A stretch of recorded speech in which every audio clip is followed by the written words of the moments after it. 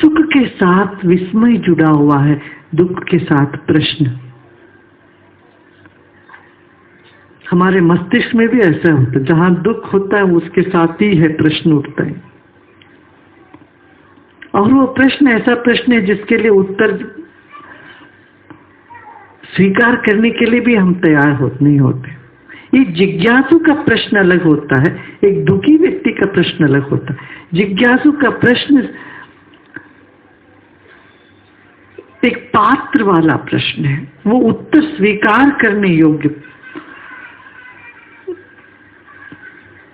मगर एक दुखी व्यक्ति सिर्फ पूछता है प्रश्न, मगर उत्तर सुनता नहीं, उत्तर सुनते ही नहीं हो, ताकि उनको चाहिए नहीं। दुख का ज्वर या वेग हमें ऐसा अंधा बना देता है, इसीलिए उसी को कहते हैं सुषुप्ति, अविवेक। अविवेक है।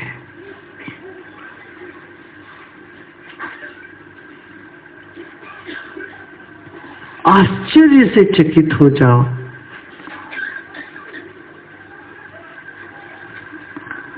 जब प्रश्न सब विस्मय में बदल जाते हैं, तब योग की भूमिका शुरू हो जाती है। कि भगवान बुद्ध ने कहा अनुत्तरो भव,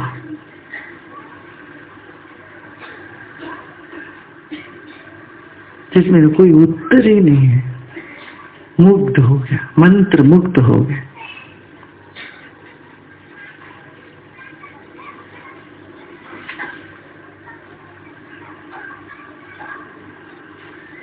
बच्चे ज्ञान से नहीं भरे हुए होते हैं, मगर विस्मय से भरे हुए होते हैं।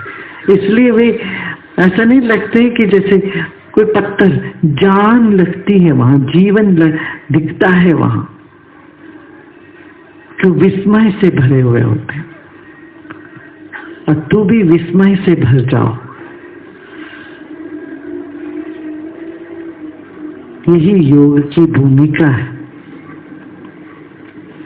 विस्मयो योग भूमिका। चमत्कार इधर उधर होते हैं तो इसलिए होते हैं कि तुम इतना डल हो गए, तो कभी कोई चमत्कार हो गया तो अच्छा चौंक के जागृत हो जाओ, अच्छा जीवन में और कुछ है,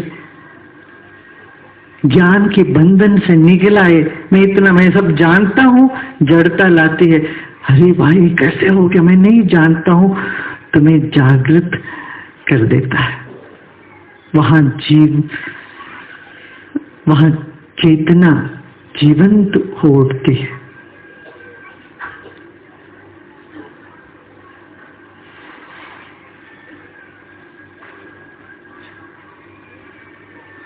जीवन में एक नहीं हजारों मौके ऐसे मिल जाते हैं तुमको कि जिसमें तुम विस्मित हो पाओगे।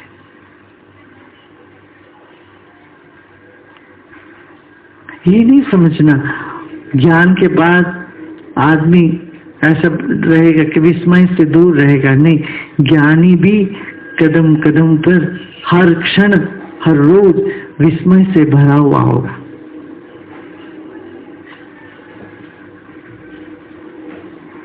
विस्मय अज्ञान का चिन्ह नहीं है,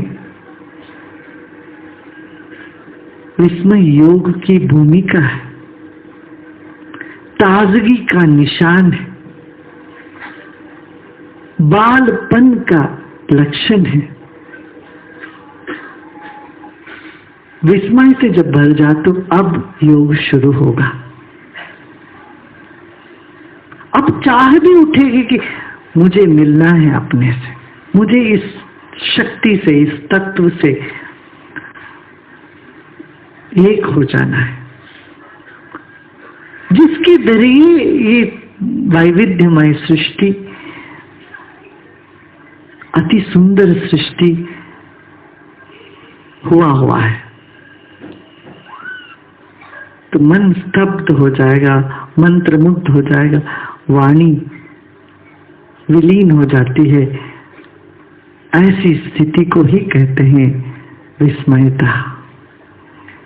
कोई शब्द नहीं निकले, कुछ सूझे नहीं, कोई विचार नहीं उठे, सिर्फ एक आश्चर्य, एक आनंद, एक अलौकिक प्रज्ञा, अलौकिक अनुभूति।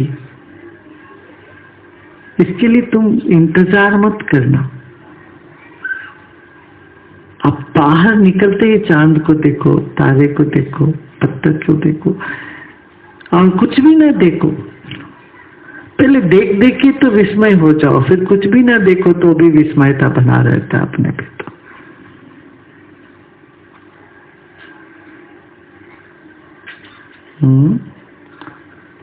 आज इतना काफी ना।